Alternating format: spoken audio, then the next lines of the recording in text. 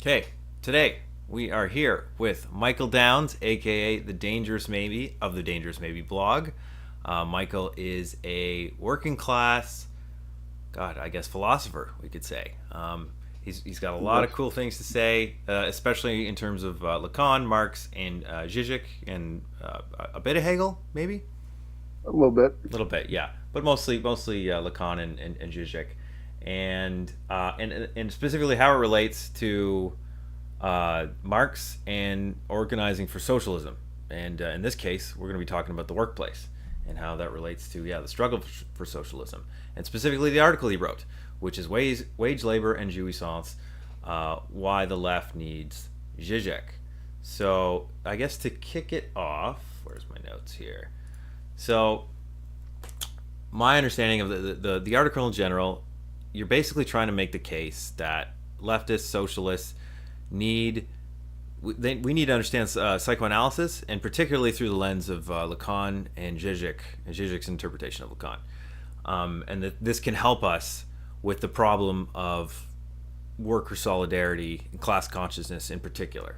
Um, Yeah. and that the main problem we face as socialists is a problem of of this class consciousness. That ruling class ideology is kind of getting in the way, and in that Zizek's understanding of psychoanalysis, and particularly death drive and jouissance, will help us overcome this. Um, and we need to understand. Marx has helped us understand worker material conditions and consciousness kind of at a a rational level and a material level. But we need also to perhaps understand how workers are going through their day at an unconscious level and what motivates them unconsciously. So to use a quote that from quoting your article here, you said to be a Marxist today, one has to go through Lacan and Zizek, and I think that's a quote borrowed from someone else. So I took a quote and then modified it. Yeah. yes. So we need to go through Lacan and Zizek to be a Marxist today. So can you expand on that? Sure. So, like, part of it goes back, like, we understand that with Marx's critique of capital, which is still, I mean, it's still the most fundamental critique of capital we have, right? Um, what Marx was doing, and this is the brilliant move of it, is he's doing an intrinsic critique of political economy, right? Imminent. What that means is, like, he's taking Adam Smith and David Ricardo and the founders of political economy, he's taking them at their word and saying, great, okay, I accept your basic premises. Now let's actually investigate it in a way that comes from the inside. That's intrinsic. I accept the fundamental propositions of how you guys view political economy, but what I'm going to do is I'm going to do this kind of Hegelian dialectical critique. Now, of course, he turns Hegel on his head because he's going to focus on material conditions instead of abstract categories of thought like Hegel does in Science of Logic, right? But he's going to take this dialectical thing, which is I'm going to analyze things in terms of what if we go to Hegel and we look at phenomenology of spirit, he's got a whole phenomenology of investigating phenomena, and at first he takes them at their word. He says, okay, since certainty says it is this, perception says it is this, understanding says it is this, right? And you take them at their word, but when you actually think it through dialectically, you find that these modes of experience actually are shot through with contradictions, and they end up being the very opposite of what they say they are, right? So by their own criteria, they fail to live up to their own identity, their own you could say ideal image of themselves, right?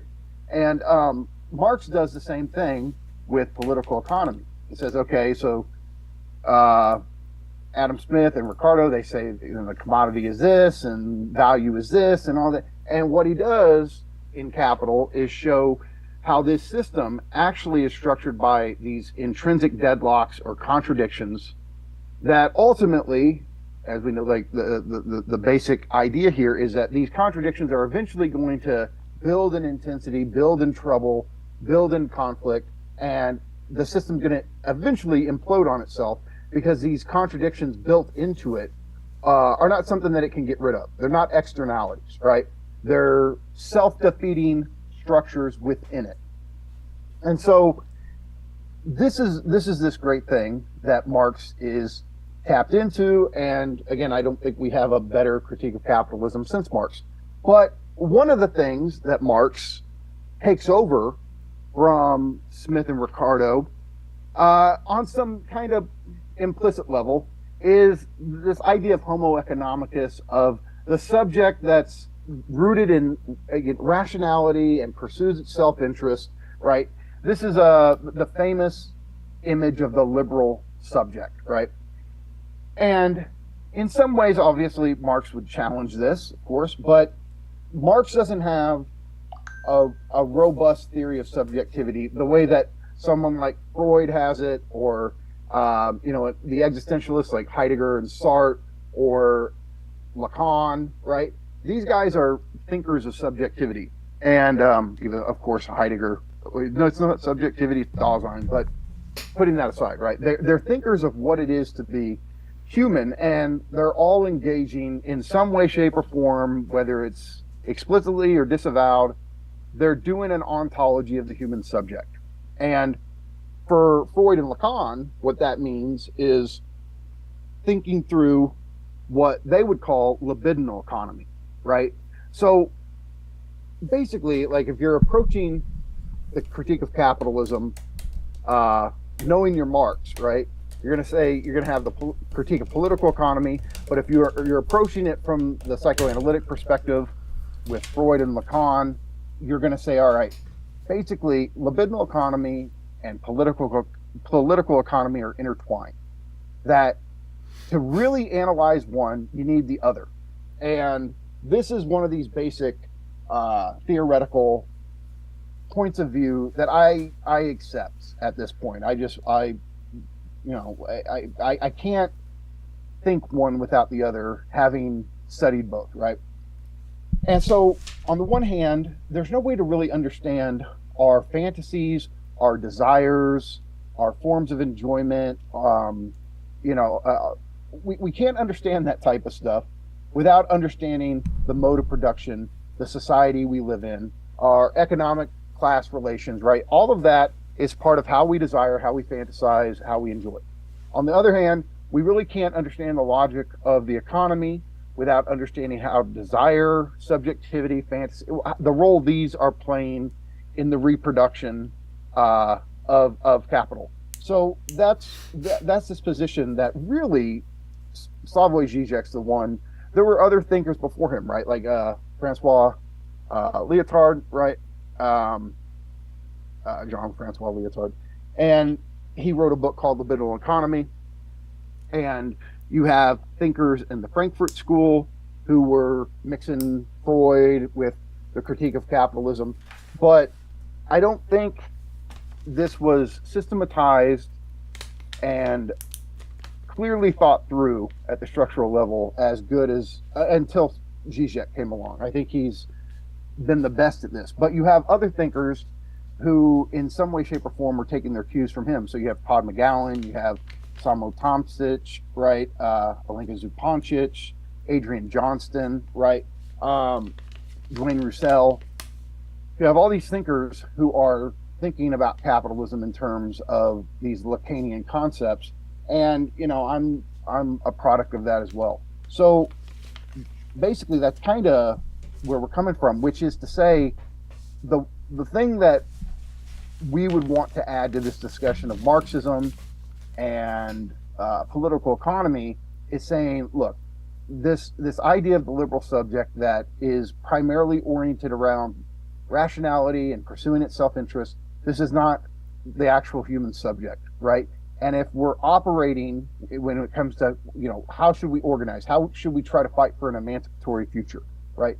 If we're operating with the assumption of the liberal homo economicus, we're going to get into a lot of trouble, because that's not really how we primarily function in our day-to-day lives. And so stuff like death drive and all of this, these are ways of correcting this idea. Of course, we have rationality. Of course, we pursue our self-interest. But there's this other stuff going on that you cannot just reduce us to saying those are our primary impulses.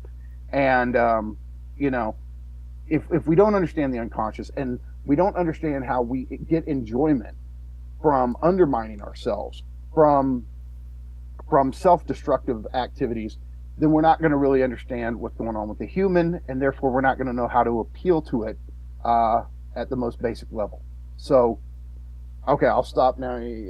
Add any comments, whatever you got. Okay, let's take. I mean, we could just take historical examples. How could we say, or how might we say, libidinal economy and jouissance played into the Russian Revolution, the 1848 revolutions, the American Revolution,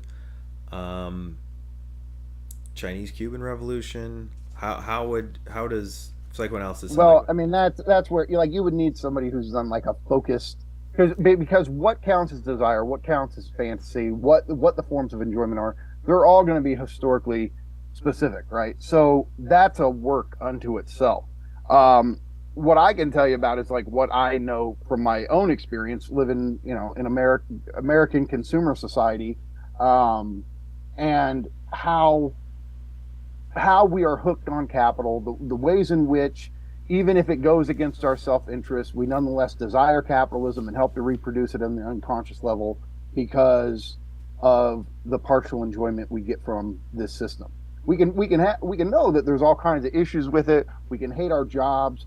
We can hate the struggles, the economic struggles we go through, and yet most workers are very reluctant to do anything that would restructure society in a way to decommodify it, deconsumerize it, right? They would resist this stuff.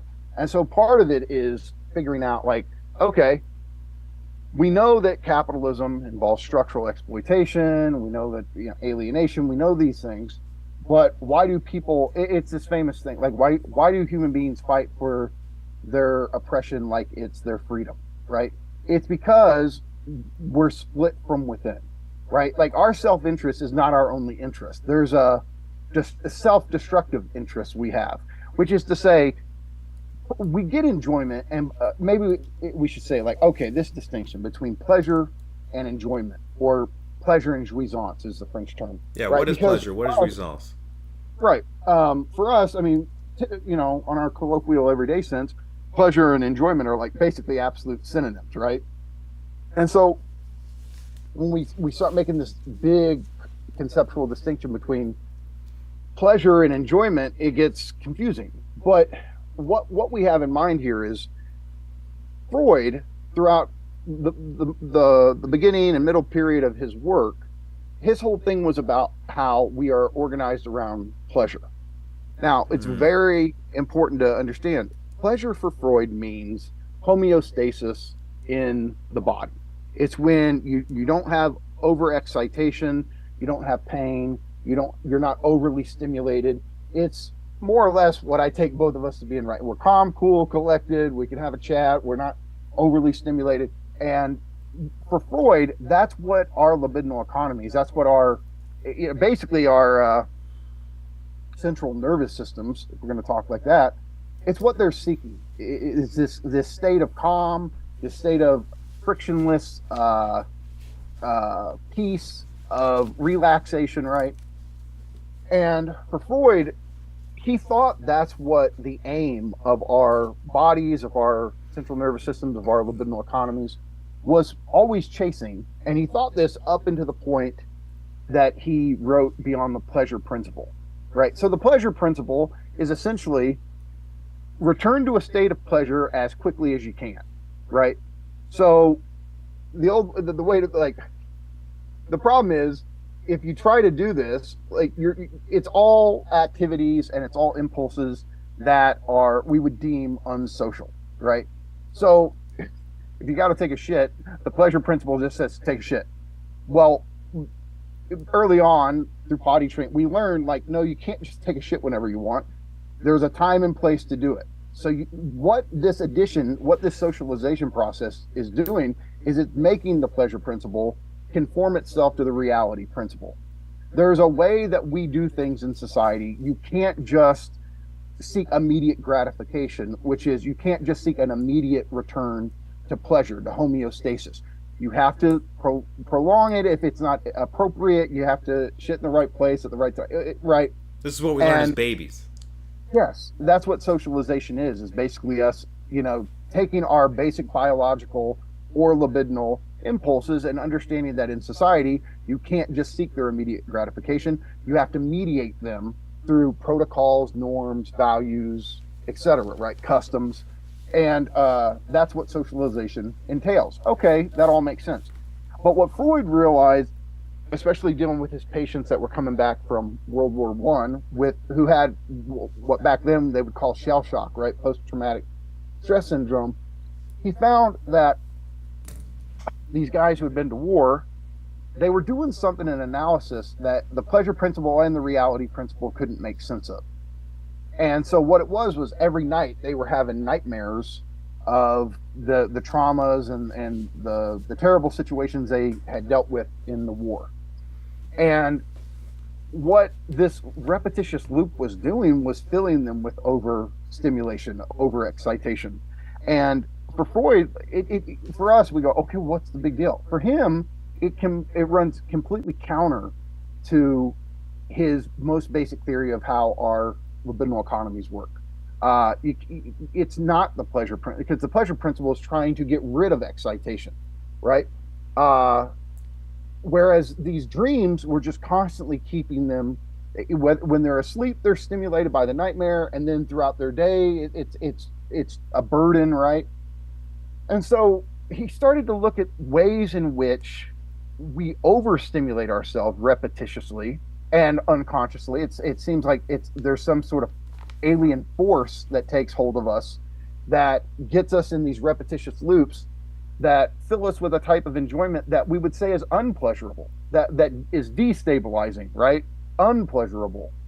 And yet what Freud would find is there's also a trace of enjoyment in these situations where, and this is one of the other examples he gives, is you could have a patient who's gone through psychoanalysis and they've made all kinds of progress, but as the analysis is eventually, when it starts to wrap up, it's like they destroy all the progress they made, and it's almost like they're back at start again, right? And Freud's like, that makes no fucking sense, right? What he ended up positing is a counter principle to the pleasure principle, which is the death drive, which is to say there's some other aspect of ourselves that is invested in, that gets enjoyment from activities that are bad for us, that go against our self-interest, that fill our lives with drama, that fill our lives with frustration, that fill our lives with burden. And there's a weird twisted type of pleasure that's not the pleasure Freud was originally talking about, but a kind of pleasure in pain, a pleasure in burden, a pleasure in frustration, right? And that's what Lacan is going to call jouissance. And what you find is that there's all types of things. You see it with your family, you see it with your friends. You usually can spot their jouissance better than they can. Because if you point it out to them, they're going to go, no, I fucking hate that. I can't stand that shit. But what you find is they repetitiously and unconsciously put themselves in a position to have that stimulation. And so these impulses that are self-destructive and self-undermining, this is what we call death drive. And the stimulation you get from this is jouissance, and that's the difference between pleasure and jouissance. Pleasure is homeostasis, calm, equilibrium in the body. Jouissance is overstimulation, excessive energy, that the subject wants to not identify with. It seems like it's something from the outside that they kind of wish they didn't have to have, or didn't they could free themselves from, but unconsciously they're hooked on it. And can I see if I got a few examples correct to throw at you, and you can tell me if these work or not? Let's see. Okay, so for let's go with jouissance first. Okay, so I wrote down jerking off 7 times in one day. Forms of jouissance. Right. The baby sucking mommy's milk until it pukes and then keeps going back for more. Hmm. Um, Railing lines of coke until 4 p.m. the next day. Sure. Uh, Battling fake political enemies on Twitter until your synapses burn out, or Yep. or like staying up late watching Simpsons or Game of Thrones or whatever the night You before got to your get up exam when early you for studied. work. Yeah, where you got to get up for an exam. Yeah. All of those are examples of jouissance. You're right. Okay. And then pleasure. Um, so I thought of it it's like it's the state of like discharged excitation. So you're kind of you're at that homeostasis. Is it like is it kind of the state you're in after releasing excitation? So it's like after you eat the chocolate bar Sure. that Look, the example, we're talking psychoanalysis, so of course we're going to talk about sex and sexuality. mhm. Like the great instance of pleasure, the release of excitation is orgasm. Yeah, Jouissance would be the build up to it, yeah, right? But you got to think of the pleasure principle almost like a pressure release valve. yeah, It's if you really have to piss, it's getting to piss, right? And you go, oh, okay, and then you're back to normal social functionality, right? But as these pressures and as these intensities build up, you become less and less socially yeah. You functional, become right? an animal until you get Until that. the pleasure principle releases it. Yes, and then afterwards, then you and your girlfriend can cuddle or whatever and talk finally. But before that, it's Right. all this tension and excitation. Sure.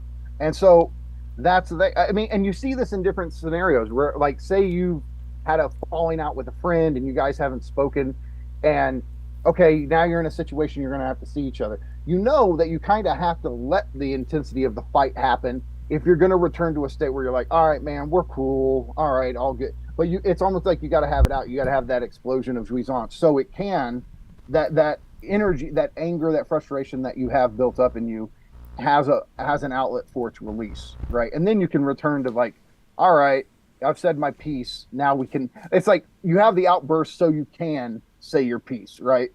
And I mean, I've talked to you before about this. I think one of the examples of pleasure versus jouissance is something that you have to deal with all the time as a fitness trainer, right? You have people who will come to the gym and start in on a program, and some of them are there because they really just want to have a balanced life. They want to have they want to get healthy. And they keep it in balance, right? Then you have they're more exceptional, I'm sure, but then you have the type of people who go to the gym and they kind of destroy themselves with it, right? And you're sitting there as a trainer, like, and their logic would be like, no, I'm going hard. I'm more disciplined. I'm more, and you're the one going, no, you're not. Like, you're killing yourself with this shit. Like, this is not, if fitness is about pleasure, if it's about homeostasis, it's about having balance in your life, right? This type of person who goes to the gym, you can say, no, they're tapped into something else. They're not doing what fitness is about. They're using this to destroy themselves, and they have all these ways of trying to justify it and all that. But ultimately, you can sit there as a trainer and go, no, they're in a weird way getting off on destroying themselves with this. Oh, absolutely. I'm just very recently I have a client exactly like this who would basically not listen to any of my advice, and he just wanted me to push him as hard as possible despite his body being entirely broken and and not really wanting to do any of the And work. how do you deal with it? Like, I'm curious to know how you, like, as a trainer, how do you, if you, I mean, sure, you sit there and do a psychoanalysis of them, but you're basically having to deal with this person's death drive. There's jouissance. So how do you go about trying to mediate the situation? I'm not sure I've been entirely successful, to be honest. But you would you reason with them a little bit, but you'd also have to kind of get them to ask themselves what's inside them that is pushing them in this direction of like I need to go hard, I need to feel the pain, I need to like what are they escaping from, what is this releasing for them, what is this doing for them, and then at the same time me explaining that, well, actually you're training dysfunction in your body because you're already crippled. You're already like your shoulders and hips are all cranked out of whacked out of proportion. You're not really able to do these exercises properly, but you want to do them anyway at insanely high intensities just so that you can feel something. Um, and you're doing damage to yourself in the long run. And it's like, what are you here for? Like, it seems like there might be other ways for you to address whatever's eating at your soul that aren't going to hurt you through doing fitness in this extreme way. You just did an absolutely Lacanian psychoanalytic gesture. So in seminar 11, Lacan's talking about, like, what are we trying to do as psychoanalysts? Well, we're not going to get rid of people getting enjoyment from self-destroying. Like, you're not going to get rid of death drive. What you can do is you can help them see that there's easier ways to get that enjoyment. They don't have to destroy themselves so much. They don't have to go so hard with the self-destruction. There's shorter and more convenient ways to get your little dose of jouissance throughout the day without putting yourself through that, right? And so the trick is, like, you can still have your jouissance, but you don't have to do this to yourself. And you know what I love about what you just said? That is it. That's my point, Swole. There are people who destroy themselves. They don't do it with excessive fitness programs. They do it with their jobs. That's Yep. what they're hooked on, right? And so the psychoanalytic thing that I'm trying to do is say, we have to understand that there are people whose jobs and their exploitation, it is their source of jouissance. They're hooked on it, right? I'm sure the person you were talking to, you could explain all that in a rational way. You're telling them their self-interest, and yet there's a stubborn Yep. thing. They're not going to let it go that easy. That's my whole point with class consciousness, with trying to talk to workers. There are people you can sit there and have a rational conversation with, and they can say, you're underpaid and there's inflation and they're not making, but they have a stubborn hook in the job itself because it's their source of enjoyment. And this is something that I think that Marxist organizers, leftists, anybody who's trying to do anything that would be considered an emancipatory restructuration of society has to understand is how people who on paper should have no investment in this system have a fundamental libidinal investment in it. And it's not as easy as just, here's your self-interest, here's how the system goes against it, therefore, like it's a syllogism. Like, no, consumers, wage workers, they are far more invested in this thing precisely because of how it makes their life burdensome, how it fills their life with struggle, how it gives. And look, there's some workers who, if you said, hey, here's enough money to never work another day in your life, they'd be, thanks, bye, free, I'm going to go do my own thing. Of course, that type of person exists. But you know what you'd find? If you did that, if you went to a warehouse and you did that for however 100 people, you're going to find that a significant portion, even though they have enough money to never have to be in wage labor again in their life, they're going to still go get a job. And you're going to sit there and go, you don't have to work anymore. You to talk like our friend Dave, right? You have all your time, energy, right? You have all the time, energy to pursue your passions, to pursue the things that we would consider life affirming, inspiring, right? You can pursue the arts, you can pursue architecture, you can pursue science, you can music, right? All of these, but no, I have friends that I've grown up with. I've done this where they said, "Oh, if I won the lottery, I'd still have to have a job," and I'm like, "Why?" And they don't mean, oh, cultivate a passion, right? They mean go have an actual job, and it's because work for someone else. Yeah, go work for a capitalist, even though you have enough money to never have to work another day in your life. And the point is, this is something that all of us, I don't care what what Marxists or, whatever we want to call ourselves, right? The point though is, if you care about an emancipatory future, a future that in some way frees us from so many of the problems we're all dealing with under capitalism, right? We have to attune ourselves to, it's not as easy as saying to somebody, your self-interests are this, here's how capitalism gets in the way, here's what you should do, and then they're just going to do it. Just like the guy you're talking about at the gym is not just going to immediately take your advice, even though you're giving him good, sound, rational advice. He's got a stubborn investment in this thing that's destroying him or fucking up his life or filling his life with drama. And this is the insight that we get from Zizek and Lacan and psychoanalysis is like, this is what any of us who are trying to fight for a future at all, we're up against this way that people, even some of the most exploited, are still hooked on the system.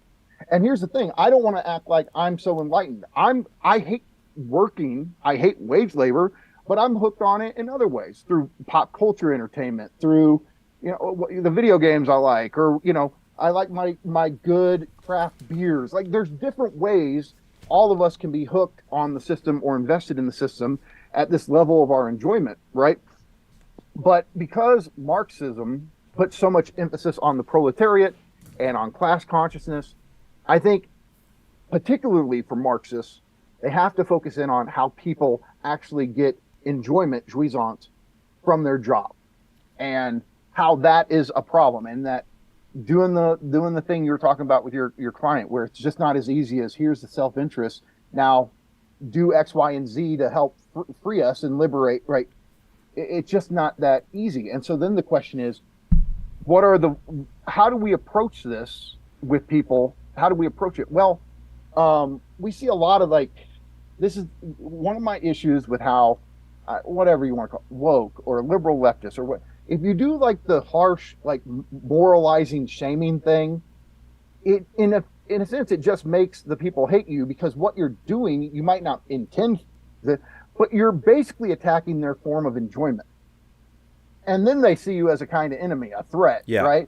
Even though you're saying stuff that you're trying, like, let's do this, it makes society better. This would make society better. You would do it. But the way they do it makes people go on their guard and say, no, you're trying to take something from me. Now, they're not going to say you're trying to take my jouissance, but that's what they register at this unconscious level. And that's why there's such immediate dislike towards it. Like, look, I work very, kind of standard blue collar working class job, right? I work in a warehouse, and I work with men, women, black, white, Mexican, gay, straight. And yet it's funny, in that world, they all, and some are Republicans, some are going to vote for Trump, some are going to vote for Harris. All of them have this fundamental dislike for the woke stuff. And I mean, that's the term they're all going to use. And it's because they feel like it's a threat to capital. And they wouldn't say it like that. They wouldn't say, oh, it's a threat to the capitalist system and I get my enjoyment from it. No, but when it's change everything, tear down everything, restructure everything, and if you don't, you're a Nazi, that's not an effective rhetorical strategy to get people to try to go in a different direction when they are already unconsciously and libidinally invested in this society. Right. It's a threat to their enjoyment. Yeah. And that is exactly this level that they react at. And you see this online, you see this with the people you know. Like, if you ask them, why do you dislike the woke left so much? A lot of the time they have trouble telling you what it is. It's not this policy or that. Sure, they can name certain policies, but what really bothers them is it's hard for them to articulate. But this is what psychoanalysis gives us the words to make sense of something that most people can't say, right? And that's it. It seems like it's a threat to their enjoyment. And the point is, the way your average blue-collar worker feels is like they have it hard enough. Inflation and the mortgage and worrying about how you're going to, the death of the American dream, where they're sitting there going, I know my kids are not going to have it better than I did. And that was kind of the promise for for at least a few generations in America. And so when they're dealing with all these issues, and of course it's like they have everyone has some sort of enjoyment from the society they live in, because that's the only place you're going to get it. So they have some sort of investment in capital. And then you have a group who makes them feel like, oh, change everything and don't complain about how it affects your life or how they restructure. Like, that is the way it registers with them, is that you want to steal what little enjoyment I actually have in my life. And That is why there's such an immediate, and again, the type of Democrats and the type of Republicans I'm around, they're not the online types, right? These are, your average Republican, Democrats, and working class families. And so they're not caught up in all of the online culture war stuff as much. They just know that extremism, and to be fair, it's on both sides because they complain about the far right too.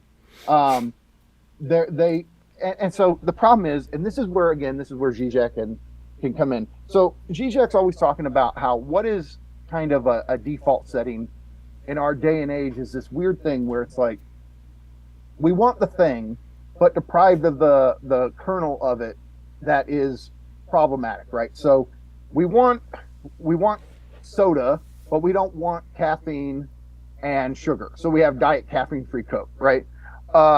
You go down this whole list. You want coffee, but you don't want caffeine, so you decaffeinated coffee. And psychoanalysis is always saying, like, look, what is the desire that's functioning? Well, the desire for so many working class people is they want a revolution, but without revolution. Which is, they say they know that something needs to happen profound at the structure, at the level of structure, but they don't want it to affect their lives in any way. And you can say, well, that's a hard. How do you do that, right? How do you give them that? You probably can't, but we have to meet their desire where it's at, right? The average person doesn't have, walking around America, an actual revolutionary desire to topple all of the institutions, the family, the traditional family unit, the basic way of life. They don't want to destroy all this, and yet they know something profoundly deep at the structural level needs to occur. And the point is, it's not like, some special group can figure out how to give them that. It's not that, but it's more of going, that is the desire, though. How do we talk about it? How do we engage with it? How do we meet them where they're at so as they will even listen to what we have to say? So, all right, there's a lot to pick up on there. Sure. I think I just lost one of my threads, but you said earlier that so social part of the problem is socialist messaging or left messaging in general, and this woke moralizing being definitely part of the problem. What the hell was I gonna say? Oh man, I had so many things lined up. Wait, let me say something, and then if it comes back to you, or you can riff off of this, Okay. because it goes along with what we were just saying. Look, so part of what Zizek is talking about when it comes to analyzing ideology is what Lacan calls master signifiers. Now, what is a master signifier? Well, first off, what is a signifier? Look, this is a technical term. It comes out of linguistics. It comes out of semiotics, and they're all getting this specific term from a guy named Ferdinand de Saussure, Swiss linguist, right? But what that means is he's a guy who's studying language. He's studying signs, right? And signs here has a technical meaning. It doesn't just refer to like, oh, there's a street sign, there's a stop sign. Every word is a sign, right? Like, it's a broad meaning of the word sign. And so, look, in the most basic level, take the word cat. Okay, this it sounds like it's just one thing, but there's components to this. So when we say cat, the actual C-A-T, the actual word, that's what we would call the signifier, right? But when I say cat, some idea, some concept pops in your head. You know what cats are, right? But then that the cat is not just reducible to the word and the concept. Out there in the world, there are actual cats, right? So the way linguists or semioticians, the way they're going to talk about this thing is that, like, the signifier is the word, right? The signified is the concept, the idea of cats, and then the referent are actual cats, right? Or is actual cats. And so there's really three components to this whole thing. For Lacan, though, what's important about the signifier has to do with analysis, right? And so when we have a Freudian slip, right? You say one word, you meant to say another one, blah, blah, we all know what Freudian slips are. The point for him is that to understand what's going on in the unconscious, you really have to pay attention to the actual words being used in the slips. You have to pay attention to the signifiers, right? And because the second you make a Freudian slip, you go, oh, that's not what I meant to say. Now you're switching it to the level of the signifier to meaning, right? And that's the ego trying to cover over the unconscious desire that just slipped out through that one signifier, right? Through that one word.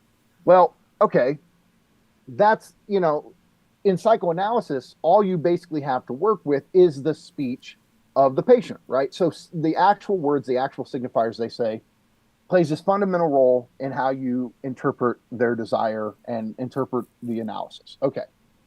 At the level of society, though, there's what and this is true of the individual, but the way Zizek uses it is there's master signifiers at the level of society. So much of our politics, it's battles over master signifiers. So, example of one: communism, capitalism, democracy, fascism, nationalism. These are all signifiers that are, and they're not just like other, lamps, trees, books. Like, they're signifiers. They are words. So, in that sense, they're really no different than the other ones. But what they're trying to do in our world is different than what the word book or the word lamp is doing. Zizek, in Sublime Object of Ideology, he says that what these words are essentially doing, they're trying to quilt or organize or stabilize an entire field of slippery meaning. So what does this mean? So take, for example, there's all kinds of problems in society.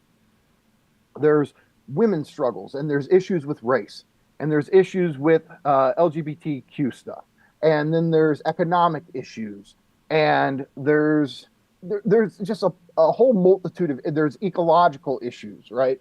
There's all these issues, and it seems like they all kind of just have their own relative autonomy. They're their own problems, and nobody knows what to do with this multitude of issues, right? What a master signifier does is it actually it takes all of them and it pins down their meaning to give them, he calls them a series of equivalences. But here's the idea: how do all of these problems become a series of equivalences? If you take the word communism and you anchor all of these problems in that word, then feminist struggles take on there's a communist interpretation of what needs to be done for feminist struggles. There's a communist interpretation of what needs to be done with race struggles, with LGBTQ, with ecology, right? With climate change, right?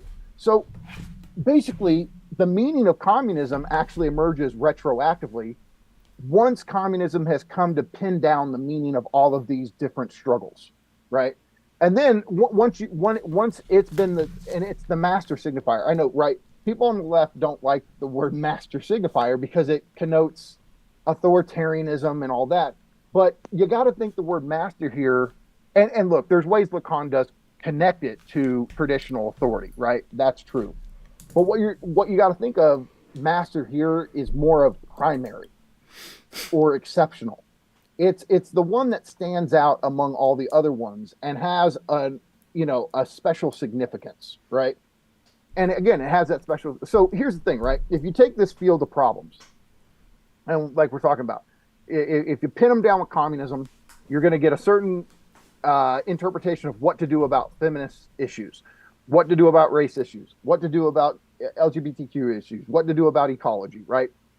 Now, if you take capitalism and it becomes the primary signifier that's organizing and giving consistency and coherence to all these struggles, you're going to get a different interpretation of what to do about feminist issues, what to do about race issues. Well, open the market up or it's going to direct you to do different things, just like communism is going to direct you to do different things if that's how it's organized. And obviously nationalism or whatever. I don't think maybe where has fascism ever been the master? Because I don't think that's what Hitler would have used. But I whether mean, it's Mussolini certainly would have, Mussolini, and right? yeah, Yeah, I think they would right. have. And so like there's and Zizek runs through these different examples, right? So there's different master signifiers in different scenarios. So you would say, well, what was the master signifier in Nazi Germany? Was it Germany? Was it homeland? And Zizek says, no, it's actually Jews, right? Like the way that they viewed all of their problems, they pinned down the meaning through the word Jew, right? But the issue here is like, and this is the fundamental maneuver of ideology, and this is why Zizek says what happened in Nazi Germany is like the greatest example of ideology at its purest. What you have here with the word Jew becoming the master signifier, which is that through which everything makes sense, right? You create a scapegoat, and this scapegoat figure. What you're basically doing is saying there's all these problems. It's kind of chaos in society, but oh look, now it all makes sense because I've pinned all of the issues on this one signifier. And that sounds overly abstract, but what it means in concrete terms is you've created a scapegoat. All the problems now are blamed on one specific group. And you see this type of logic over and over again when political and economic issues are. So it's immigrants, or it's LGBTQ, or it's like there's always some group that the ideology is going to pin all the problems on. And the ideological, why does the logic of a society do this, right? Because it pins the blame on an exterior group instead of on the intrinsic contradictions of that society, like Marx was talking about the intrinsic contradictions of capitalism, right? That's the ideology, is that all of the issues we're facing, we're not going to actually focus on the structure of society, which is really the source and what is generating the issues, right? Instead, we're going to displace that onto some figure of the outsider, of the foreigner, and they're the problem. This is the pure ideological maneuver that Zizek says we always have to resist the temptation of, right? You cannot pin all of the structural problems of a society onto a specific group, onto a specific figure that you're basically using as a scapegoat, because they're not the source of your structural problems, right? But the issue is, and this is why there's Mm. like a kind of temptation to do this, right? The temptation is, well, all of the structural issues we're facing is far too complicated for anybody to think through. It's much easier to just be able to point and go, them over there, they did it. The left does Right. this a lot. You know, first of all, the Democrat left, so the not actual left, but the liberals are like, you know, but for Trump, everything would be fine, right? But for these populists, everything would be fine. And the left, similarly, like mostly the anarchist types, they're, you know, it's a lot of this eat the rich shit. It's like, but for these bad capitalists, but for these landlords, everything would be fine. Like greed is the problem, like a moral Yes, category like greed, yes, not greed, right? yes. And this kind of reminds me of, right. So you mentioned the signifier communism, and Dave talks about this a lot. How the communism, socialism, these words, these signifiers have been so tainted that we need to throw them out completely. I don't personally agree with that, because I think that words can change through time and meaning to people. They might mean one thing one day, and you can change them. Like, for I can't see the logic in a socialist party who reads Marx, who reads Engels, who reads Lenin, and wants to achieve socialism. I don't see the purpose in hiding in calling themselves something else, because the minute someone joins the party and realizes that you guys are talking, you're doing readings on Marx, like, they're going to figure out you're socialist anyway. So, like, you're Marxist anyway. So what's the point in hiding that?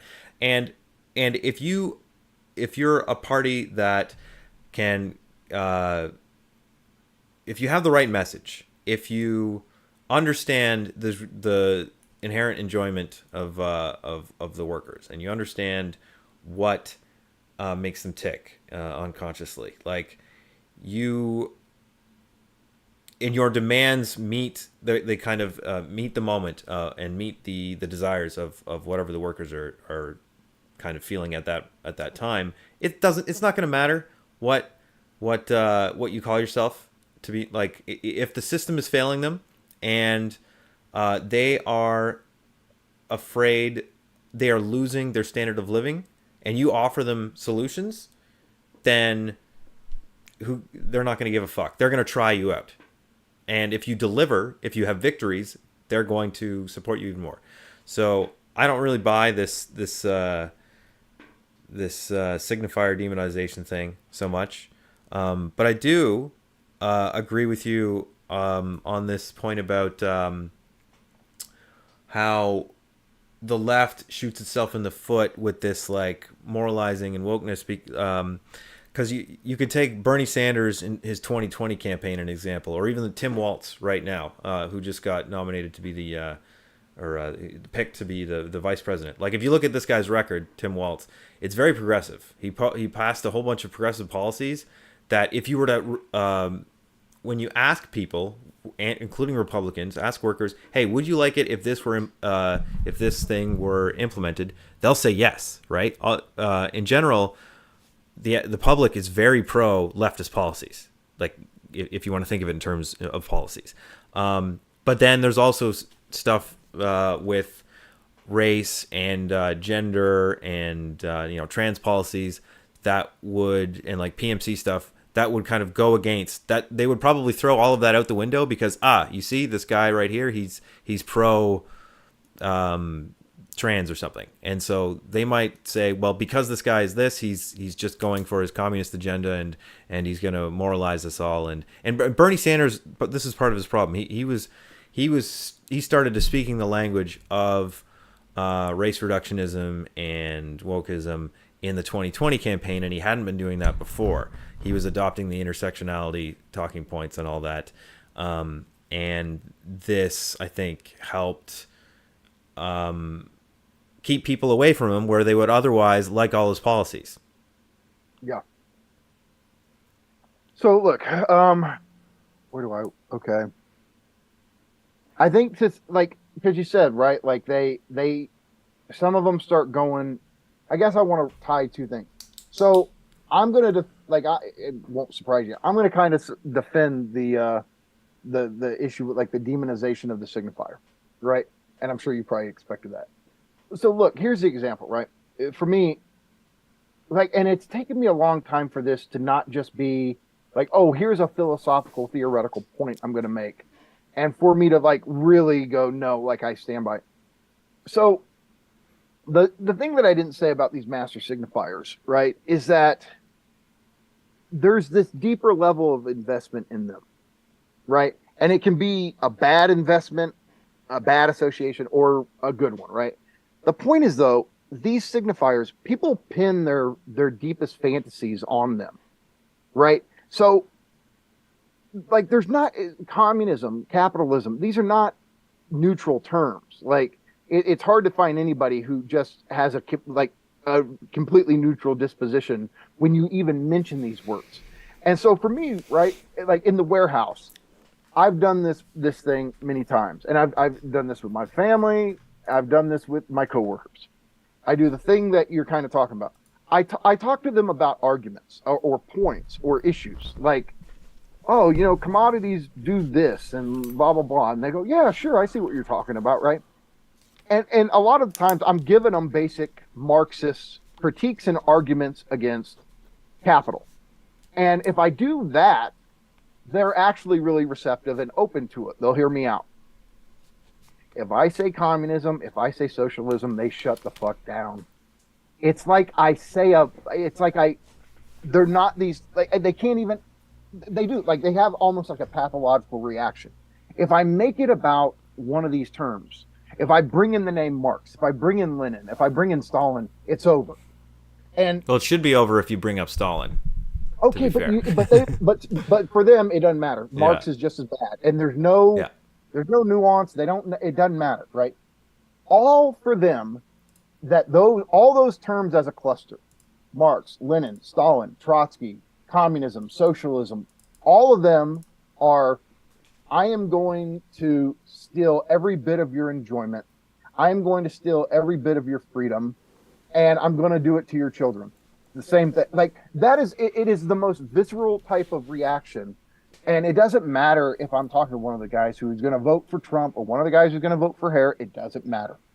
It's this thing. And so I've had to learn because I love Marx. I mean, people go, am I a Marxist? Am I not? I mean, it's complicated, I guess, because I've got all these other thinkers that have influenced me so much.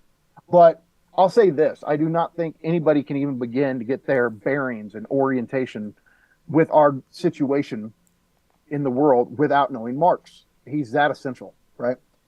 And so my whole thing is I have to always talk to them in a kind of camouflage way where I'm not telling them where I get it from. I'm just letting them hear the arguments. And so the thing is, like, they can go for the ideas, they can go for the concepts, but you bring in and that's this Lacanian thing where it's one thing to say, oh, there's certain signifiers that have a primary way of organizing our world, right? But it's even deeper. There's certain signifiers that organize our basic fantasies, that organize our forms of enjoyment, and to some of these signifiers are so loaded, whether in a positive way or a negative way, you cannot. Some of them you cannot bring into the discussion or you lose them, or other ones you got to bring in to have them. Like, I'll give you one. If you come to where I work and talk to all the wage workers and try to deconstruct the family, they're not ever listening to you. Like, if you attack that, if you try to we abolish the family, you've lost all of them. They'll never hear you out. You're done. Like, it's they in their minds they've sentenced you to the intellectual gulag or something. Like, I'm writing that person off. And so if you bring in certain words, they write you off. If you don't bring in other ones, then they don't trust you at all. And it's crazy. It sounds like it's magic or something. You have to say the right words, but this is this kind of Lacanian Zizekian thing where you kind of do. And that's how it really is this powerful with these signifiers. And so my thing is, when it comes to my coworkers and everything, in the experiences I've had, like, I have to leave these terms out if I want to get anywhere with them. And so, look, for you, when you discovered Marxism, I have no problem identifying with Marx. I'll identify with Marx all day. But think about, like, at one point you didn't know Marx, and at one point I didn't know any Marx. And when you learned, it's like a whole world, a whole insight, a whole new terrain of insights was given to you. And we kind of undergo a baptism where it's like, okay, I'm never the same because of what I learned from this guy. And for whatever reason, for our particular thing, like the word Marxism didn't bother me. I never had any issues. Okay, cool. Let me read about Marx. So some people, they're never going to hear it out. Some people, they just don't care and they've never heard why it's a big deal and they're just open to it. And other people, they like these signifiers precisely because they trigger their parents, or they're edgy, or they're anti-American, and they view socialism, communism, etc., these signifiers as signifiers of rebellion. Yeah. And in a sense, like, it's not even so much about the theory or the ideas. They like the social associations they get by using these terms and identifying what they upset their parents, blah, blah, blah. Yeah, I got bad news for you. Hanging out with most socialists is a dreadful experience because most of them have no personalities and they're on the autism spectrum and they're not the greatest to hang out with.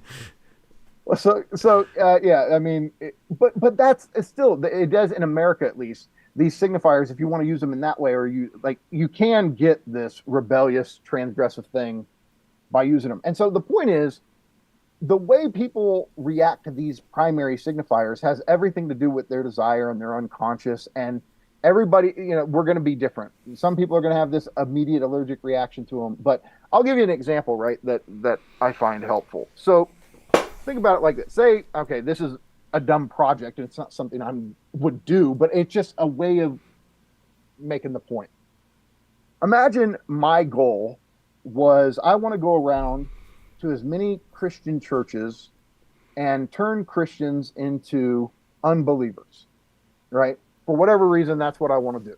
So I start and I go to a church and I start talking to them, and then I become friends. I work my way in, I get accepted, and then I do real subtle, almost devilish, like cunning little things of casting doubt, right? And so I give them little thing, and slowly but surely, some of them, they start. Some of them will distance themselves from me.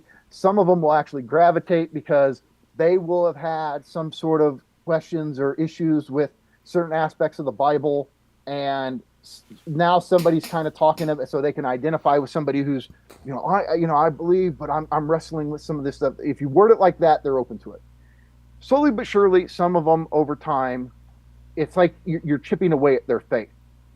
Okay, this is possible. Like, if somebody wanted to do this, they could do this. But you know what you're not going to do with any American Christians? You're not going to get them to go from being a born again, washed in the blood Christian into having doubts, but then sealing the deal by openly calling themselves Satanists. They're never going to call themselves Satanists. They might not believe in God. They might move away from Christianity, but they're never going to take up that signifier. And that is what it's up against. Like, so many people in the American working class, I don't care what we say, I don't care what we do, they're never going to take up those signifiers. It's like trying to get somebody who's a Christian in America to become a Satanist. It's just not happening. And so, because that's a reality, I'm just very, very aware of the problems with the signifiers. Okay, yeah. So I'm glad you brought up this kind of atheist missionary example for Christians, because I think like a revolutionary Marxist, or a conventional Marxist would think about it differently, in terms of how class consciousness arises and how the struggle for socialism arises. It's not so much that like Marxists and socialists are going around trying to convince people or even workers, I think, of becoming socialists or unionizing.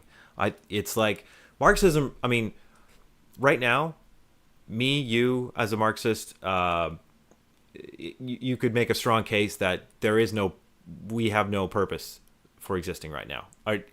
Marxism doesn't make sense in the current context we are in because there is no struggle for socialism. Marxism is the critique of the struggle for socialism, and there isn't one right now. Not really, anyway. There's maybe some germs of it here and there, but we are kind of, people like me, people like Catron or whatever, we're kind of useless right now. Like we don't have a purpose. So Marxism presupposes that there is a already worker initiated on their own struggle for socialism, politically organized, lots of union strength. Right now, like, there are unions, but they're very weak relatively, and they're not connected to a struggle for socialism. They're connected, if anything, to the Democrats, and increasingly, actually, now they're getting connected to the Republicans, as we saw at the Republican convention. And the leadership in all these unions are corrupt and basically opportunist as hell, bureaucratic. It's a wash. So I mean, in historically, the role of a Marxist or a socialist was more on the intellectual side. Like we enter into the already existing labor parties, workers' parties, and try to guide them to revolutionary conclusions instead of reformist conclusions, which is easily something that happens. And so like the question of today going into workplaces, I agree. If we go into a 2024 average workplace and we just go right to the end stage and so, okay, you need to be a Marxist, let's go. You're skipping a bunch of concrete material steps. But hold on. Like, to go back to my example, to be fair though, right? My whole thing is this idea of the atheist evangelist who goes in. It would be years of doing, like, this is not something that would be done overnight. And so here's the thing: even if over years, right? Say this took 5 years to turn 1/4 of the church against Christianity. You could have 5 years in with them. They know you. You guys are friends now. There's trust there. If at the end of the 5 years you said, okay, but all of this actually is in the service of Satan. It's in the service of Satan. You've abolished the 5 years. Yeah. It would be canceled. They might still have issues with Christianity and have struggles with their faith. They will write you the fuck off if what they finally go, oh, I've been groomed to be a Satanist. That's where this has been going, and that is this issue where you could talk. And look, I'm not saying there aren't. We know there's people, especially younger people, who are open to Marxist theory, and therefore they're going to be open to these signifiers. But I'm just saying, this is a thing. It's like it's hard to get somebody who's not open to the signifiers to become open to those. That's the issue I face. Is like it's almost like young people are kind of open to them, but even the young people who aren't, they are really not open to them. And I'm just saying, look, something emancipatory, something on the level of a restructuration of our economy. I'm totally like that has to happen, or I don't know. We all go into fucking Mad Max world and whatever. But the point is, capital is going to kill all of us at some point if we don't change this trajectory. And I feel like those terms, they make things harder. Like if there were terms that were more neutral that we could use for what we're trying to do, then yeah, I just feel like we wouldn't have this specific issue. Because the problem is, even if half the working class would never ever be open to some sort of left economics, right? Because of these words, I'm like, no, what's important is getting them to move left on economics. And I don't care about the words so much. Like, and of course, You're right. Like, there is a sense where, they're going to find out we're reading Marx. Sure. But we can read Marx and still not, like, they're commies, right? Like, there's a whole thing like, no, I'm an American. Like, it's a weird way of identifying with them. It's a weird matter of trust. Sure, you can read Marx and you can learn from Marx if they trust you. But if there's certain words that just, boom, I don't trust you anymore. Just like, again, the Satanist thing. If you say, I'm a Satanist, boom, all trust is lost. And I've just had this experience too much when I was younger, talking to people I know. And if I said, no, I'm a communist or I'm a socialist, it's done. And I'm like, I don't want it to be done. Like, I don't, All right, let me challenge you a little bit on that. So you mentioned in the article the last thing I would ever want to be is a good employee, because your anti-capitalist jouissance is turning a shitty job into a Zizek seminar, which is that's what was when I was a bouncer. Yeah, which is super legit. But what they encourage you to do in a revolutionary organization is actually you actually want to be, first of all, you want to be open, to say be open about who you are. It doesn't necessarily mean you have to proselytize. You're not an evangelical. You could say like, oh, that's Mikey the communist. Weird, what a weirdo. But you go in with the attitude of being, okay, you're going to be the best worker there, and you're going to kind of gain the respect of the workers by A, working hard, and B, I don't know, just being a cool guy or whatever it is. But not only that, so they'll think you're a weirdo for being a communist for sure, and I don't doubt that. But what you do is, if you're at union meetings, you show up to the meetings, and you're going to be the one who stands up and asks uncomfortable questions to the leadership. You're going to split the room and make the people in the room think, okay, actually, yeah, why isn't the leadership doing that if this makes more sense?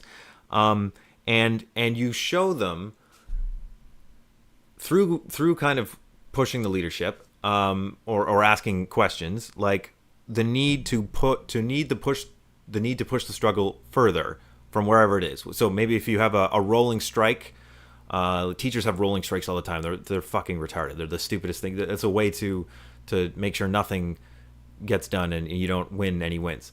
So you might question that openly and be like, well, if we actually want to win, historically, X, Y, and Z needs to be done, and you open people's eyes this way. And if you yourself, as this weirdo communist, end up being the guy who paves the way towards victories and material wins, then then they might start to listen to you, and it won't matter. It'll matter a little bit less. They'll probably still think you're a weirdo for being a communist, but they will trust you as a person, as a coworker.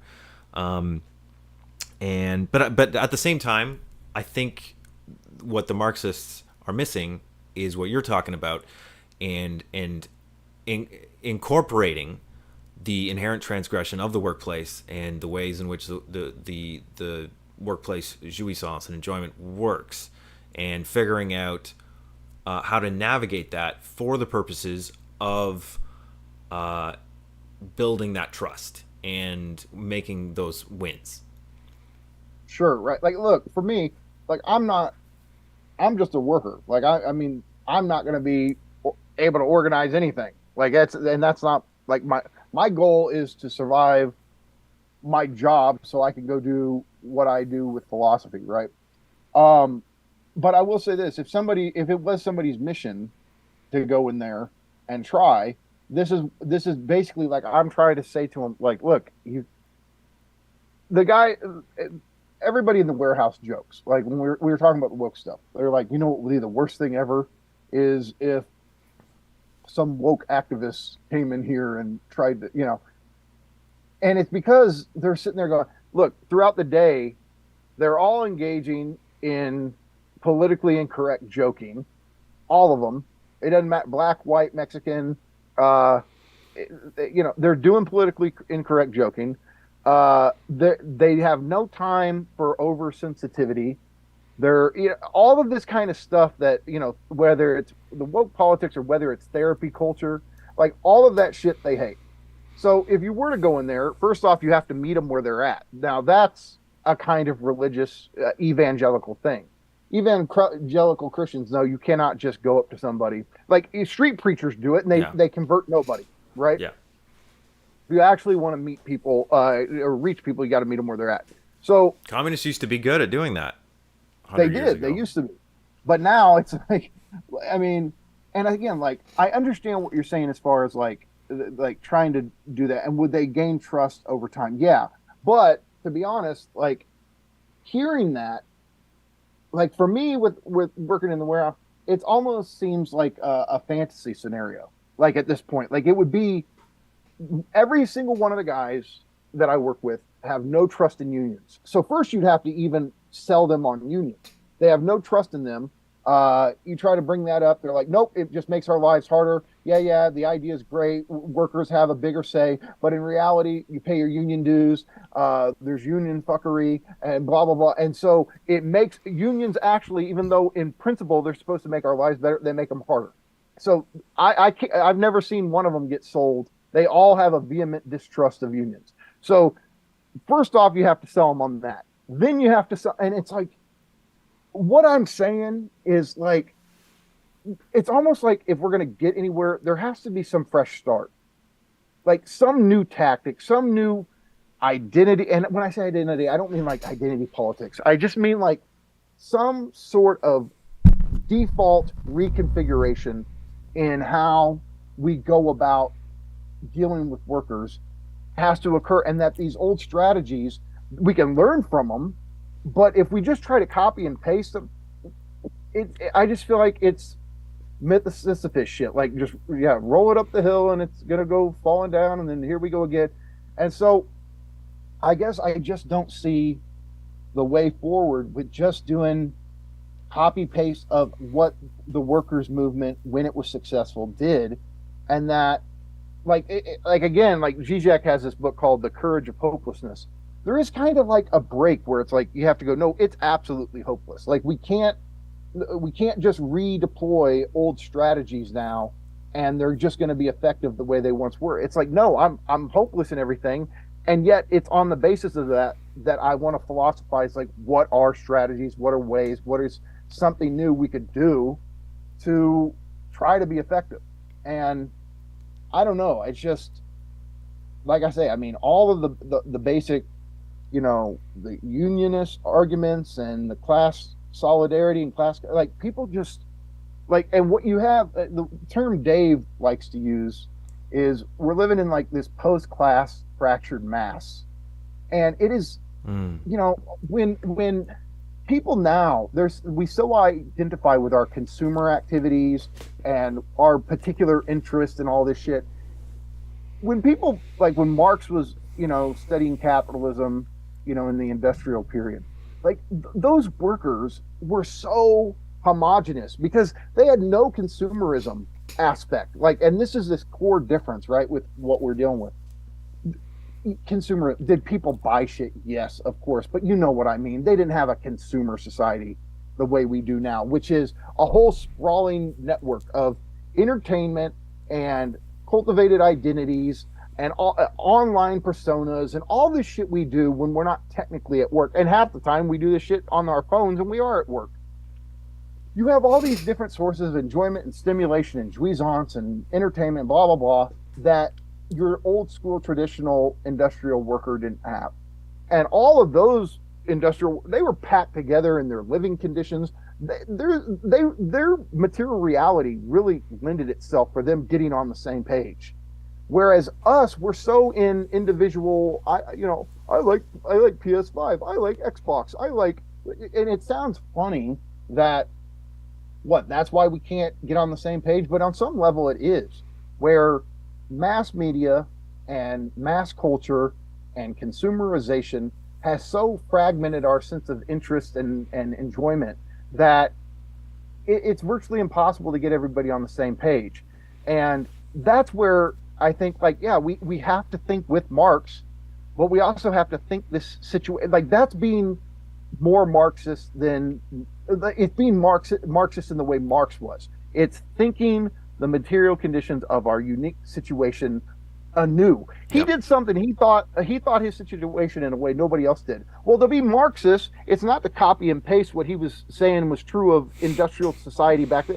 We have to do what he was doing, the formal aspect, but we have to do it in our situation and see where it differs. And then where it differs, we have to come up with different ways of engaging with those contradictions and that to me is being Marxist, is where you're like, we have a unique situation when it comes to our economy, and we have to think through the contradictions of it, the weak spots, its strengths also, and then we have to figure out, like, if we want to restructure this, if we want a society that's in some way freed from capital, freed from the commodity form, freed from wage labor, then what is it in our situation that we can use to fight for an emancipatory future? So then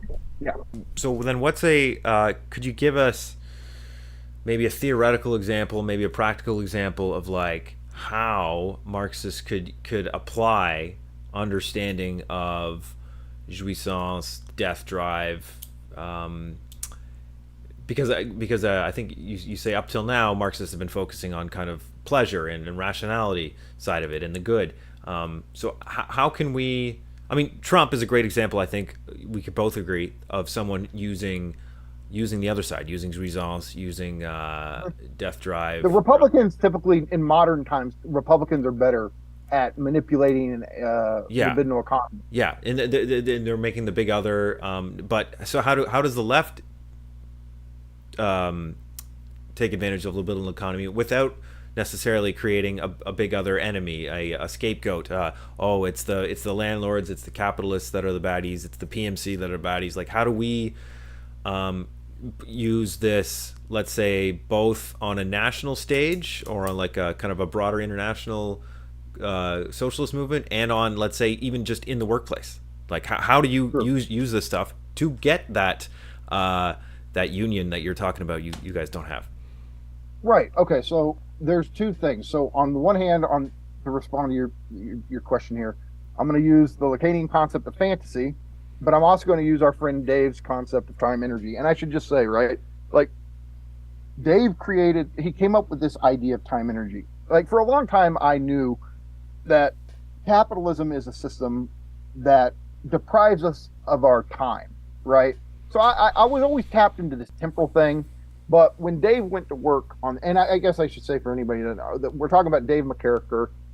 His book is called Time Energy, right? And he's both a friend of ours. Yeah, he has Lenin derangement syndrome. I'm sure he have plenty to say to you. Serious case. But okay, look, what Dave's fundamental contribution so far in his work as a theorist is this idea of time energy, and it boils down to when you really think about what it is to have your time. You don't really have your time unless you have your energy. You really don't have your energy if you don't have your time. And the point is, this is how I would go about, and with my coworkers, when I talk to them like this resonates. This does something. This gets them all on the same page. This is the one thing I found that really kind of works. So you say, look, Americans are completely invested in the master signifier freedom. Okay. So if you sit there and chip away at that, they're really not going to trust you, because it's like, how are you not going to support freedom? And yeah, we know that, freedom is actually, it's a abstract freedom. It's your freedom to basically choose who's going to exploit you. It's the liberal bullshit concept of freedom. Yeah, we know that. But your average normie isn't working with this theory. They just know freedom equals good. And if you don't like freedom, you're not to be trusted, right? So the way I talk to them about it is I say, look, guys, I understand that there's always going to be some necessary labor. I love the idea of automation in however we could use it, to free us up from bullshit jobs and, to automate the production process as much as we can. But the point is, we do this so it frees up our time energy. I believe in freedom, but I don't think we have access to freedom without time energy, which is to say, and I'll use Dave's famous little definition here. Time energy is large, repeatable blocks of energy-infused time or time-infused energy throughout the week, right? With reference to others. So that you can, you can... and that's the thing. He adds, it's almost putting Legos together. He adds qualification because he's trying to pin it down as with as much theoretical nuance as possible. But the point is, look, to have your time energy, it's when, one, you have enough time to actually spend on an activity you find life affirming, that you have a passionate connection towards. It's something you really want to do, right? Well, the work week doesn't really give you much time to do it. You can have little hobbies, but you're not allowed to have passions, because if you're going to learn to play the violin, if you're going to learn a new language, if you're going to learn philosophy, right? If you're going to undertake any of these incredibly difficult pursuits, you have to have enough time throughout the week to really invest in them. And you have to have the right amount of energy to pull them off, right? If you've been doing, if you're a nurse and you've been caring for people for 10 hours a day, you're zapped when it comes to your mental energy, right? Trying to go home and study, Kierkegaard after that, it just, you only have so much energy throughout the day to be productive with. And so the point is, freedom for us is having more and more time energy to do with what you would, right? To do the things that you're passionate about. And so here's what fantasy, freedom, time, energy.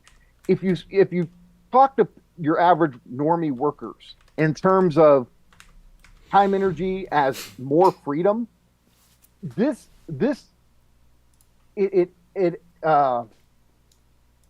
want to say it triggers, but in a good way, right? It activates their fantasy space, right?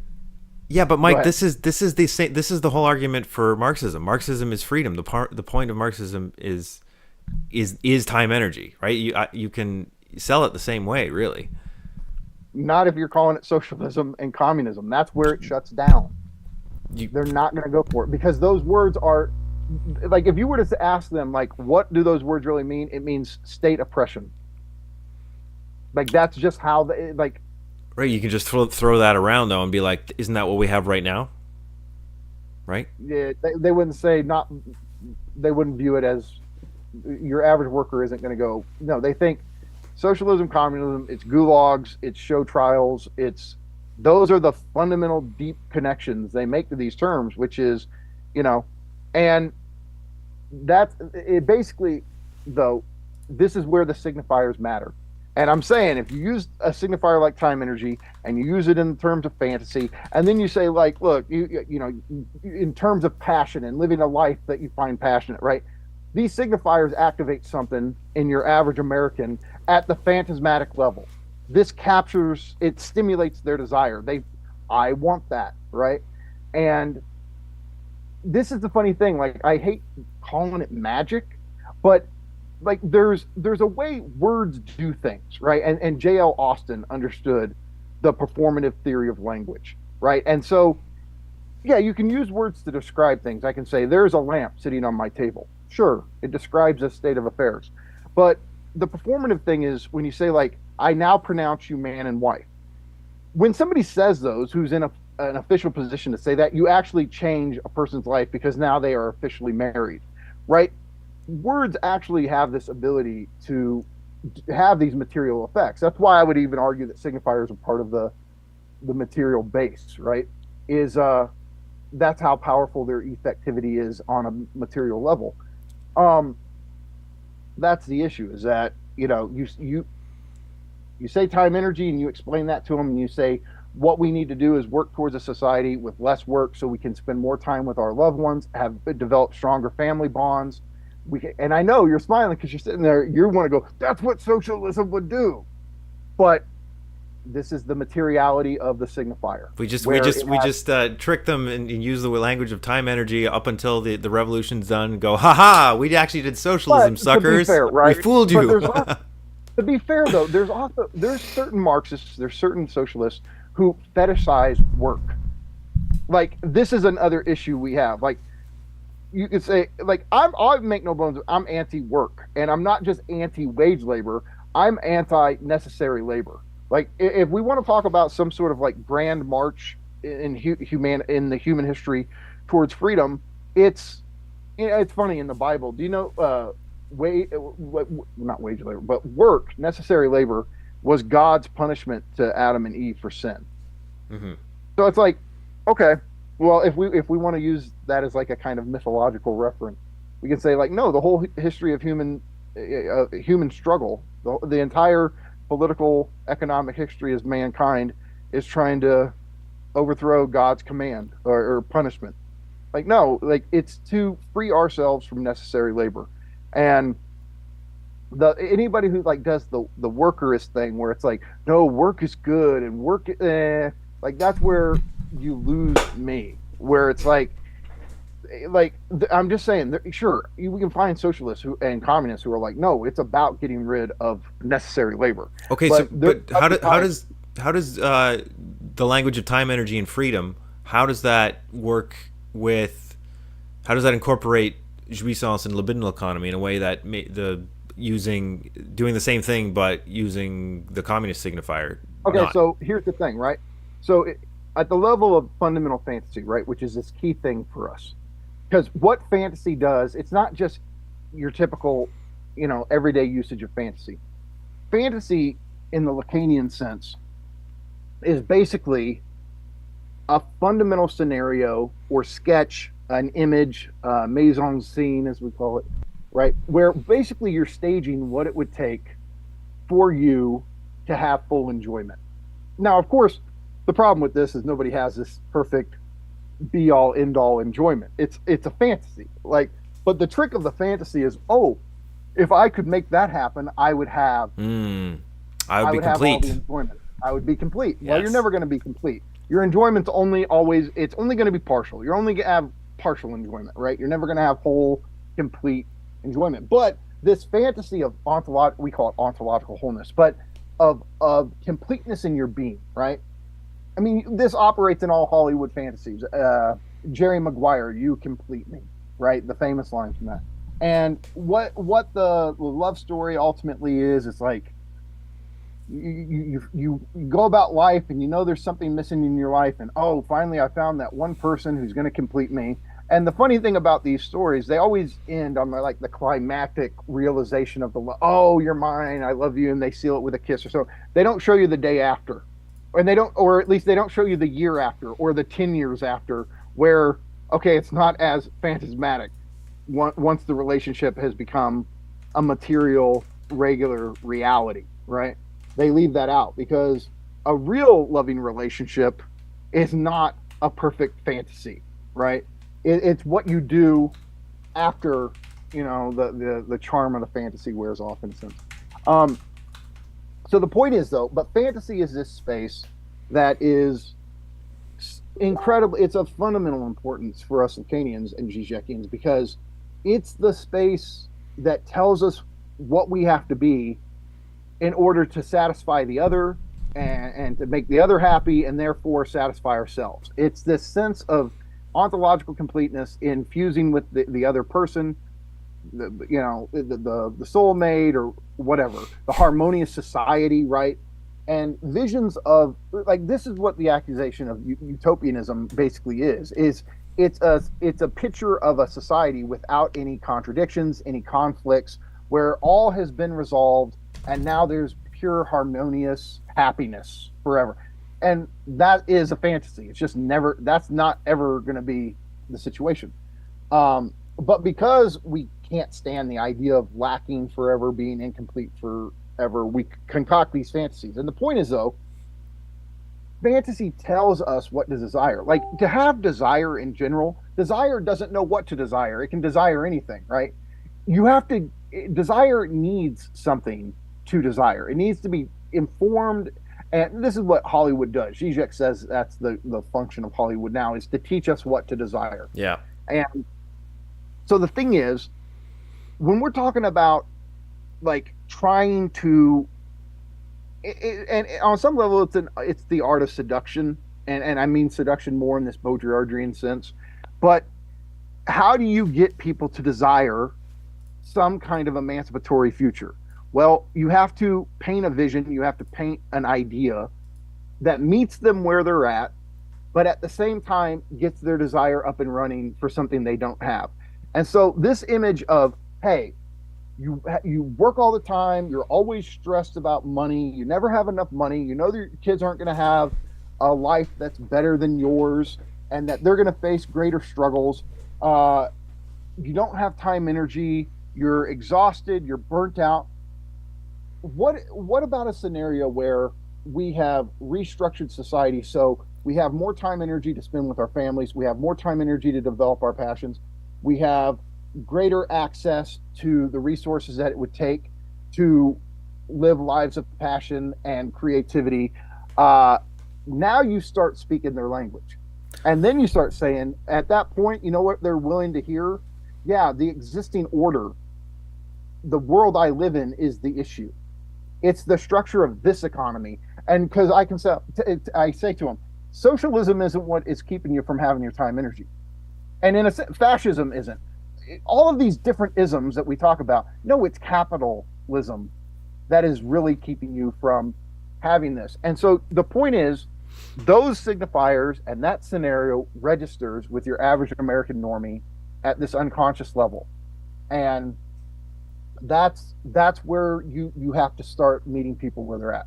So that might be true, but at the same time, it's you're still kind of going in a utopian direction and saying, well, what if we had this better society where things were X, Y, and Z, and you had time, energy, and then yeah, that might get their gears turning, but it's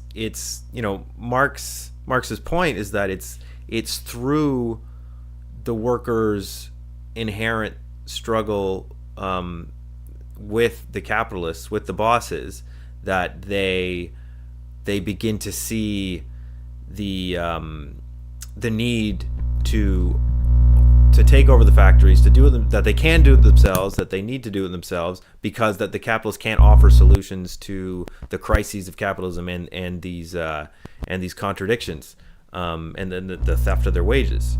So it's less so that like we got to convince anybody of anything. It's more like the conditions of capitalism itself will shows the way forward through capitalism, through the workplace, and not and less so.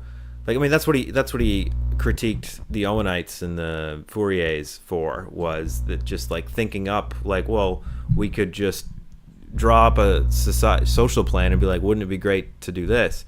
It's like, okay, sure, it would, but there's no material path forward through that. And Marx's point is that the workplace and capital's contradictions show that path forward, through workers seeing, there's more of them than there are of the capitalists, and that they could just run shit themselves. But the thing is, just because we have jobs, those workers aren't workers nowadays. That class isn't what we have as a class, if we want to call it that.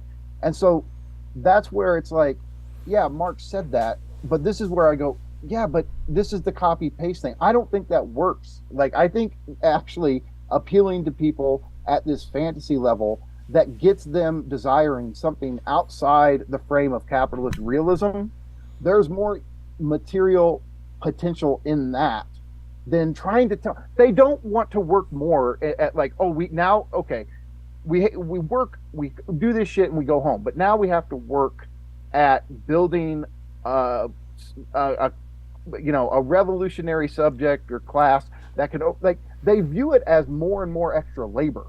And it's like, they feel like, no, let me just do my dumb job and go home. I mean, fair, but there is no socialist society without the workers taking over that society. And that's the thing. Is that really the way to the emancipatory future? I don't know. I mean, if maybe, but I just have my doubts, and that's where look, Zizek basically sums it up, right? And I think this is where you and I, look, there's a lot of overlap between us, but I think maybe we would take different takes, and we'll just see. Look, we know Marx's famous quote, like, philosophy has hitherto only interpreted the world, the point is to change it. Okay, well, Zizek reverses it, and he says, look, throughout the 20th century, philosophers tried too much to change the world. Now is the time to rethink it. And so for me, what I take from that is, like, I just don't think that the old strategies, the old, like, I don't think the worker now is the worker Marx was talking about. I don't think the job that, yes, I know that we're still in wage labor. I get that. But the structure of the job, the way that the job is situated in society, the way that workers are atomized out in the suburbs for the most part, as opposed to living in, like, all of these different material aspects change the status of the wage, change the status of the worker, change the status of the worker relationships, right? And that, to be true to Marx, is to go, okay, like, that probably isn't just gonna work now. It's not going to appeal to them.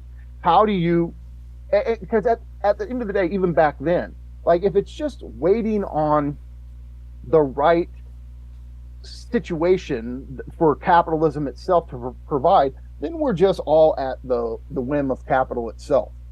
But the question is, so there's just some sort of, like, quietism that if I accept, because there's a way of, like, oh, well, I just have to wait on the objective circumstances to be right, and then it'll take care of itself. I don't think that'll work either. I think it's a weird kind of dynamic where we have to do something in the meantime, because when the time comes, then nothing's going to happen. But I'm not sure about what to do. And that's basically with all of this, where I'm trying to kind of think experimentally. And to do that, you're going to have to take risks and explore dead ends and all of that. But I think that's more fruitful at this point when it comes to thinking our situation. Again, the world is so weird. It's like, on the one hand, of course, everything Marx says is relevant because we still have this hard kernel at the core of all of it, which is MCM prime, right? It is still the fundamental organizing principle of our whole fucking world, right? That's true. But the world has also so changed since his time that mechanism of MCM prime it's so much. There's so much more complexity with the rise of electronic media, mass media, and fragmentation of the working class and consumerization, and then you bring in social media and so on and so forth. And then you look at the new kind of technologies where, like, what is AI going to do? And no, I'm not going to. Oh, tomorrow we're going to have super intelligence. I don't think that. But even just the AI we effectively have right now, what does that do in 10, like? And so then the question is, okay, how much gets automated? How much doesn't? Well, if there's no UBI, then what do people do? Is UBI the solution? Is it not? I'm just saying we're in a weird situation where Marx is incredibly relevant. We can't think it without him, but we have to think new strategies of how to get freed from the basic structures of capital, which is MCM prime, the commodity form, the law of value, all that stuff. What is it to try to fight against that stuff now? And when we understand that fantasy is at play here, jouissance, all of this stuff, it just, what I'm going to try to do, I've got one book coming out this fall, but then in my main book, I'm going to try, to the best of my ability, to think through these dynamics and basically take what I've learned from Marx, take what I've learned from Lacan and Zizek, Baudrillard, etc., and try to think the situation anew to, the best I can. Yeah, I mean, I think that's a worthwhile pursuit, 100%. And I think, like, Nance just brought up the phrase you used, that Dave uses, post-class fractured mass, that you were just kind of. I forgot hold on, wait, sorry. I forgot for a long time that we're live. I just thought we were sitting here chatting. No, we are live. Yeah, we are live. Okay. Hi, everybody. I don't think Dave's here, but Nance is here. What's up, Nance? But yeah, I mean, I am not one of the Marxists who thinks that the proletariat is stronger than ever today, or the working class is stronger than ever today, just because the numbers are bigger. No, I think Dave has a point. Where we got this phrase from. What we're dealing with now is more of a post-class fractured mass, although there still is class. But because capitalism has evolved in a way where now the dividing lines between owners of everything and owners of means of production and owners of nothing, and that's kind of all swept away. There's 401ks, there's stocks, there's all kinds of ways that people are kind of have hands in all different parts of the economy in different ways. So it makes it harder to pin down what someone's relation is to the means of production, but where was I going with that? But at the end of the day, I think I take like a kind of an in between. Like, I think Catrone is right, and that we need a Leninist. We need a party, frankly, and we need socialists, intellectuals to kind of organize that party. And like you said, there needs to be something. Maybe there's obviously no socialist potential today or even in the near future, but yeah, we need to be building that organization, whatever it is, now, so that when the next wave comes, we'll be ready. And I think that does have to take the form of a party in the traditional way. I don't see any other way, because at the end of the day, the only threat to capital is workers, because workers are where value or where profit comes from, and surplus value comes from, and that's ultimately the main weapon we're going to have against them. So it's going to have to happen through the workplace, through workers, even despite the fact that it is this post-class fractured mass, or at least partially. But at the same time, we can't do it the same way it has been done in the past. You're completely right there. I think we have to incorporate psychoanalysis, Lacan, Zizek. I think we have to incorporate critical media theory, and all these, critical theory in general, really, and incorporate a deeper and wider understanding of capitalist society and workers and the class dynamics, in order to actually make change. And here's the thing, to add what I meant to say this earlier, part of the appeal of time energy, you were saying, like, okay, how could the left maybe appeal to people, right? So, and because the right is so good at using libidinal dynamics to excite its base, right?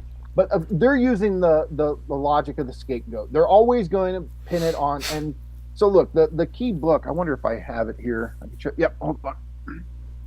So, one of the main books I would recommend who wants to learn about this is Todd McGowan's little book here called Enjoyment, Right and Left. Yo, I ordered that book and then someone stole it off my porch. Todd has thought through this distinction between what he'll call it right and left. Sometimes that's a little, and he and I have talked about. I'm like, okay, because sometimes the left is engaged in right enjoyment, and then that kind of. Well, here's what we've got. You have particularistic enjoyment or particularistic jouissance, and universalist jouissance, right? And here the difference is like, okay, so there's a way of getting stimulation from getting excitation through scapegoating a particular group, right? And this is how identity politics works. And as you've said earlier, the actually existing liberal left is as guilty of this as people on the right in their own ways, right? 100%. Yeah. So the thing is, if you get your thrills, if you get your stimulation from attacking a particular group, scapegoating a particular group, that is how you as a particular group are unified. You're all partaking of this enjoyment, right? The other way to get enjoyment is through a universal lack, which is to say organizing around something all of us lack in common, right? Well, this is why I think time energy is so important, is because I don't care if we're talking Democrat, Republican, straight, gay, black, white, cis, trans, what all of us, I mean, it's about as universal without doing universal at the level of logic, right? What we universally lack is time energy. We are all suffering from overwork, from exhaustion, and what could unify us is this idea of a society where all of us universally have access to time energy on some level. Like that is something that can unify, and there's no scapegoat involved, right? I guess the only enemy in this situation is the structure of our currently existing society. But that's a different enemy than pointing out a particular minority group and blaming them, right? Like, if anything, like that is the enemy, right? Is the structure of our currently existing society. So this is a different way to mobilize enjoyment, to get people collectively enjoying through a universal lack, right? Opposed to doing the scapegoating of a particular group. And that's more of the difference between the two forms of enjoyment that Todd sees operating in politics. And of course, look, the right form or the particularistic form or the identity form, right? It's dominant because it's easier. It's easier to it's simpler. It's easier to blame some group and go, they're the problem, and then, get your enjoyment from trolling them or whatever, right? It's harder to build around a universal lack, but it's a far greater sense of enjoyment once you're tapped into it, because it actually is transgressive because you're truly defining the structure of your currently existing society. I think that's a good place to wrap it up. I think, Okay. I think socialists, Marxists, consider looking into Zizek and Lacan, consider looking into Mikey's work, especially at The Dangerous Maybe, and then getting at Theory Underground too. Like, expand your repertoire from just Lenin, Trotsky, Marx, and Engels. There's a lot there, but there's a lot more outside of that too. A lot's happened in the last 100 years. But also, you Theory Underground weirdos, you need to read your Lenin and Trotsky and Marx and Engels as well. So I'll just say that. Look, I'm all for. I think the more different theorists we read, the better off we are. So look, I'm in full support of reading as many Marxist theorists as you can. Read Baudrillard and Foucault and Derrida and those guys. Read the existentialists, right? Read the right wingers too. We got to understand our enemies. Yes, read Carl Schmitt. Read Read Moldbug, read Nick Land, read that, understand what they're doing, and it's the only way to be informed. And so, look, like I think part of cancellation. I think Dave said this, so I want to give him credit. But uh, part of the appeal of cancellation is just like, oh, thank God, I don't have to deal with that anymore, right? It's this weird type of pleasure principle thing. It's almost less jouissance than just, oh, it's relief. I don't have to deal with. And so it's the same thing with theorists. Like they're bad, so oh, I can mark them off the list. It's less stress on me because I don't have to worry about reading them. Yeah. But to truly understand the situation we're in, you have to engage with. I mean, so my first book is going to be on Nick Land, and it's a Zizekian. So the book is called Capital versus Time Energy, a Zizekian critique of Nick Land, and I'm kind of trying to lead by example here, where I certainly have my disagreements with Land on the level of politics. There's some ideas of his that I think are really worth tearing with and taking seriously. And at the same time, I think we have to be critical of this. And so I'm using Zizek as a counter argument in some ways. And but yeah, this is something I think that needs to be done, where you bring these different types of theorists together, and through the friction generated through at Theory Underground, we're big on what we call contradiction conversations, or what I dubbed converdictions. Forgive me, but it's this idea of like, let's not just do debate bro shit. Like, if we want to call it debate, cool, but you're not trying to basically win. It's not rhetoric. We like to say, like, the only person who wins is the listener, because what they get from hearing two people from different views engage in a discussion is they learn the situation better. They learn what the contemporary situational contradictions in cultural views, political views, etc. are, so they're better attuned to what's going on. And so I think that is something that's just, I would basically consider that a good thing in and of itself. And so that's what we're about. So hopefully my book will be able to add something to this, where people on the neo-reactionary side will actually give Zizek a shot, and other thinkers like Baudrillard and those guys who have really influenced me, and at the same time be able to show, like, no, you, like, someone like Land is not just a boogeyman. You can actually read him and understand it, and he's not Voldemort. You can say his name. You're going to be okay. So, All right. Thanks, Mikey. thanks for having me on, Swole. Really appreciate it. Great talk. Yeah, you're welcome. All right, guys. See you on the flip side. Ending stream now.